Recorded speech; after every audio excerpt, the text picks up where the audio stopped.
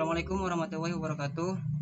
Kami dari kelompok 2 dengan mata kuliah Psikologi Industri akan menjelaskan atau mempresentasikan strategi seleksi dan penempatan tenaga kerja dan peranan tes psikologi dan wawancara dalam proses seleksi tenaga kerja.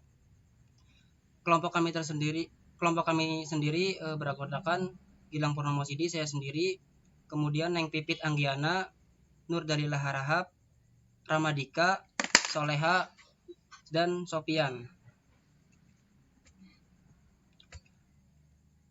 Pengertian seleksi menurut para ahli akan dibacakan oleh saya sendiri.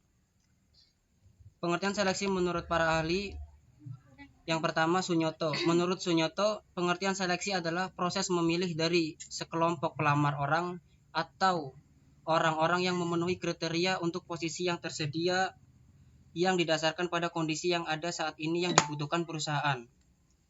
Kemudian Menurut Nawawi, pengertian seleksi adalah proses menetapkan keputusan untuk menerima atau tidak setelah mempertimbangkan pelamar untuk suatu pekerjaan tertentu. Kemudian yang terakhir, menurut Hasibuan. Menurut Hasibuan sendiri, pengertian seleksi adalah kegiatan pemilihan atau penentuan pelamar yang diterima atau tidak untuk menjadi karyawan di dalam perusahaan tersebut. Jadi dapat disimpulkan, menurut kelompok kami, seleksi sendiri merupakan memilih sebanyak mungkin calon tenaga kerja yang sesuai dengan persyaratan yang telah ditetapkan oleh perusahaan. Kemudian untuk konsep seleksi sendiri akan dibacakan atau dipresentasikan oleh Neng Pipit. Ya, saya akan menjelaskan tentang konsep seleksi.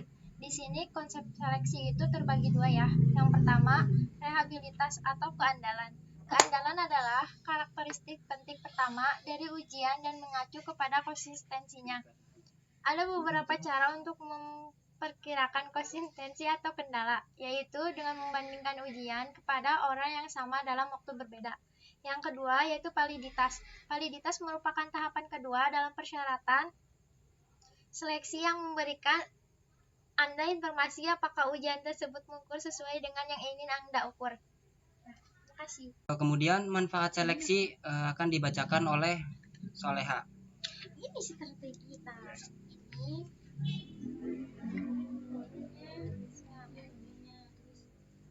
ya, saya akan mempresentasikan manfaat seleksi. Yang pertama adalah sebagai langkah awal penentuan karyawan. Maksudnya adalah untuk menentukan kandidat karyawan yang paling sesuai dengan kriteria yang dicari oleh perusahaan. Yang kedua, untuk evaluasi. Perusahaan akan mengevaluasi kriteria dan kemampuan yang dimiliki oleh pelamar. Yang ketiga, mendapatkan karyawan yang memenuhi syarat. Proses seleksi juga memilih karyawan yang paling tepat dalam memenuhi syarat yang telah ditetapkan oleh perusahaan. Yang keempat, mendapatkan karyawan yang sesuai dengan visi, misi, dan nilai perusahaan. Maksudnya adalah kecakapan calon karyawan juga perlu diperhatikan dengan dilihat dari kemampuan serta latar belakang pekerjaan jika ada pengalaman kerja. Yang kelima, mendapatkan karyawan yang efektif dalam bekerja. Maksudnya adalah karyawan yang memiliki pengalaman selama beberapa tahun yang lalu atau biasa disebut dengan pengalaman kerja. Untuk selanjutnya ada metode seleksi dalam penempatan kerja. Yang pertama wawancara, yang kedua tes kemampuan fisik, yang ketiga ada tes kemampuan kognitif, yang keempat ada inventarisasi kepribadian. Selanjutnya ada strategi seleksi yang dibagi menjadi dua. Yang pertama strategi mekanikal, yaitu data tenaga kerja yang dikumpulkan berdasarkan pedoman baku. Sedangkan strategi klinikal ialah strategi data yang dikumpulkan dengan fleksibel, di mana pengetahuan yang diajukan pada satu yang berbeda dengan yang lainnya. Terima kasih. Oke, kemudian langkah-langkah seleksi akan dipresentasikan oleh Sopian. Langkah-langkah seleksi yaitu seleksi administratif dan 2 mengadakan tes. Tahapannya yaitu tes pengetahuan umum dan akademi atau keahlian psikologi, wawancara kesehatan, dan pengumuman hasil seleksi. Faktor penempatan kerja. Faktor penempatan kerja sendiri yaitu prestasi akademik,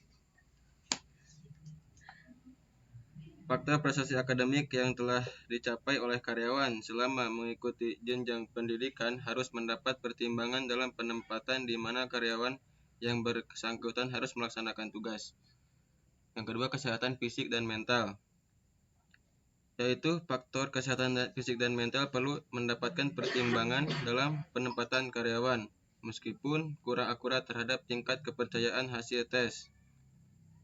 Yang ketiga, ada pengalaman. Pengalaman sendiri yaitu proses pembentukan pengetahuan atau keterampilan tentang metode suatu pekerjaan karena keterlibatan karyawan tersebut dalam pelaksanaan tugas pekerjaan. Yang keempat, status perkawinan. Faktor status perkawinan sendiri untuk mengetahui status perkawinan karyawan kerja adalah hal yang penting. Dengan mengetahui status perkawinannya dapat ditentukan di mana seseorang akan ditempatkan. Misalnya, karyawan yang belum menikah ditempatkan di cabang lembaga di luar kota, dan sebaliknya, karyawan yang sudah menikah ditempatkan pada lembaga di dalam kota di mana keluarganya bertempat tinggal. Yang terakhir ada usia. Faktor usia perlu dipertimbangkan dengan maksud untuk menghindari rendahnya produktivitas yang dihasilkan oleh karyawan yang bersangkutan. Oke, kemudian presentasi yang terakhir, jenis-jenis penempatan kerja, akan dibacakan oleh Ramadika. Jenis-jenis penempatan kerja. Penempatan kerja dibagi menjadi 4. Yang pertama, promosi, demosi, transfer atau alih tugas, pemutusan hubungan kerja. Untuk promosi sendiri adalah ketika seseorang dipindahkan tingkatannya ke yang lebih tinggi serta tanggung jawabnya lebih tinggi, maka besar pula pendapatan yang ia dapatkan. Untuk demosi merupakan kebalikan dari promosi, yaitu di mana seseorang pegawai diturunkan jabatannya dari jabatan sebelumnya ke jabatan yang tingkatan tanggung jawabnya itu lebih rendah dari posisi dia sebelumnya, dan upah yang ia terima pun lebih rendah. Untuk transfer alih tugas adalah penempatan seseorang pada tugas baru dengan tanggung jawab atau hierarki jabatan dan penghasilan yang relatif sama dengan status yang lama. Pemutusan hubungan kerja. Untuk pemutusan hubungan kerja adalah apabila ikatan formal antara organisasi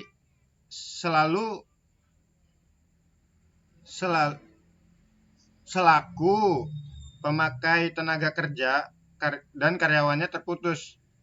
Untuk pemutusan hubungan kerja sendiri biasa kita sebut cut off kalau mungkin di Kinenta.